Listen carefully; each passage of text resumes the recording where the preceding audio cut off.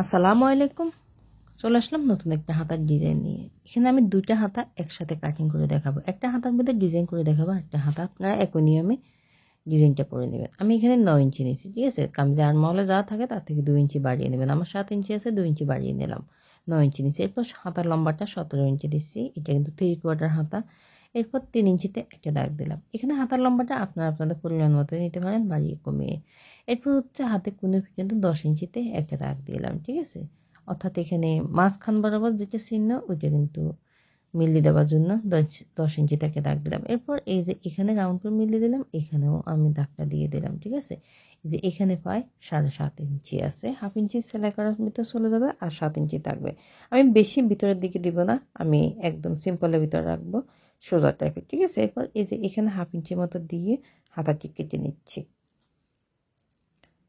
আশা করি পুরো ভিডিওটা আপনারা যদি টেনে টেনে না দেখেন তাহলে কিন্তু খুব সহজে শিখে নিতে পারবেন।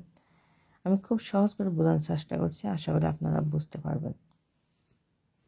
তো এই যে হাতাটি কেটে নিলাম, সঠিক নিয়মে হাতাটি কিন্তু কেটে নেওয়া হয়ে গেল। এখানে আসলে আপনার ডিজাইনটা করার আগে কিন্তু হাতাটি সঠিক নিয়মে কাটিং করে নিতে হবে আমাদেরকে। এরপর হচ্ছে আমি একটা হাতা নিচ্ছি, এই হাতাটার মুহুরের দিকে আমি 1 ইঞ্চিতে একটা দাগ দিলাম, ঠিক আছে। 1 ইঞ্চিতে কিন্তু দাগটা দেবেন। তো এখন আমি এই যে ভালো করে দাগগুলো মিলিয়ে দিচ্ছি, তা না হলে কিন্তু আপনারা বুঝবেন না। এরপর হচ্ছে আমি এখানে অনেকগুলো টুকরো কাপড় নিছি, কাপড়গুলো ছড়া লম্বাটা 1.5 ইঞ্চির মতো আছে, ঠিক আছে। এই যে 1.5 ইঞ্চির মতোই আছে, 1.5 ইঞ্চি করে নিলে হবে। এখন এই যে এই প্রথমে ত্রিভুজ আকারে একটা বাঁশ দিলাম, এরপর আরেকটা বাঁশ দিব ত্রিভুজ আকারে, ঠিক আছে। বাঁশটা দেওয়ার পরে এখন একটা একটা করে বসিয়ে সবগুলো সেলাই করে নেব। তো ভিডিওর শুরুতে বলে নিচ্ছি, যদি এই ভিডিওটা আপনারা ফেসবুক পেজ থেকে দেখে থাকেন তাহলে পেজ একটা লাইক দিয়ে ফলো দিয়ে রাখবেন আর এরকম নিত্য নতুন ভিডিও পাওয়ার জন্য। আর যদি ইউটিউব চ্যানেল থেকে দেখে থাকেন তাহলে আমার চ্যানেলটি সাবস্ক্রাইব করে দেবেন, পাশে থাকা বেল আইকনটি ক্লিক করে অল দিয়ে রাখবেন আরও সুন্দর সুন্দর নিত্য নতুন ভিডিও পাওয়ার জন্য। এরপর এই যে আমি এখানে একটা একটা করে সবগুলো লাগিয়ে নিচ্ছি, ঠিক আছে। এটা একটা একটা করে সবগুলো কিন্তু আপনাকে লাগাতে হবে।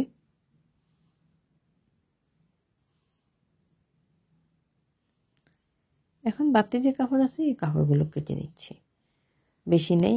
এরপর এই যে প্রথমে এখানেই একটা বাঁশ দিতে হবে, চিকন করে বাঁশটা দিতে হবে। বাঁশটা দেওয়ার পরে এখন আমি উপরের দিকে আরেকটা বাঁশ দিয়ে তুলে নিলাম, এখন সেলাই করে নিব।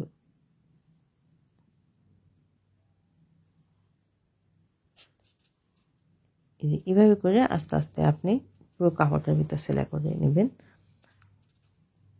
তা স্টেপ বাই স্টেপ বুঝতে গেলে কিন্তু ভিডিওটা অনেক বেশি লং হয়ে যায়। তো আপনারা একটু ধৈর্য নিয়ে দেখবেন, তাহলে কিন্তু খুব সহজেই শিখতে পারবেন।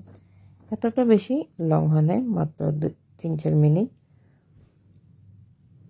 তো এরপর এই যে এখানে কিন্তু সেলাই করতে হবে।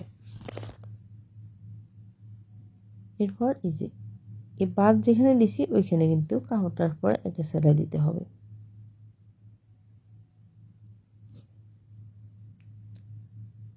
এখন হচ্ছে আমি হাতাটা সোজা করে রাখবো। এটা হচ্ছে সোজা সাইড, এটা কিন্তু উল্টো সাইড। আমি উল্টো সাইডে একটা ভাঁজ দিয়ে দিলাম।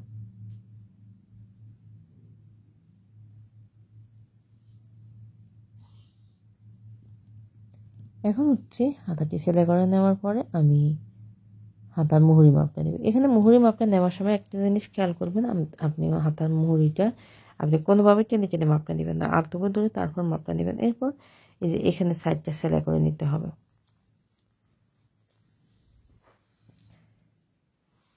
আমি হাতাটা কাটিং আর ডিজাইন বা হাতা লাগানো সবগুলো কিন্তু আমি একসাথে দেখিয়ে দিচ্ছি, আশা করি আপনারা খুব সহজে বুঝতে পারবেন।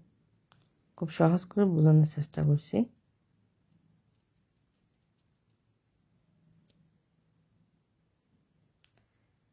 এরপর হাতাটি সোজা করে নেবেন, নেওয়ার পরে আমি কামিজের আর্মহোলটা নিলাম, এটা কিন্তু উল্টো সাইডে আছে। এখন দুইটা কাপড় একসাথে বসাবো, বসানোর পরে দুই দিক থেকে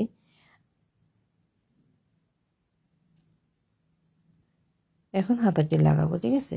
আপনারা যদি এই টিপসগুলো শিখতে চান তাহলে খুব সহজে শিখে নিতে পারবেন। একটা জিনিস খেয়াল করবেন যে এই যে যখন হাতাটি সেলাই করবেন তখন উপরে হাতার জামার কাপড়টি কিন্তু কোনোভাবে টানা যাবে না। আস্তে আস্তে করে আপনি সেলাইটা দিবেন।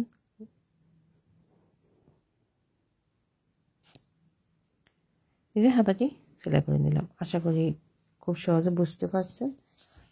আবারও দেখা হবে নেক্সট ভিডিওতে। সে পর্যন্ত আসসালামু আলাইকুম।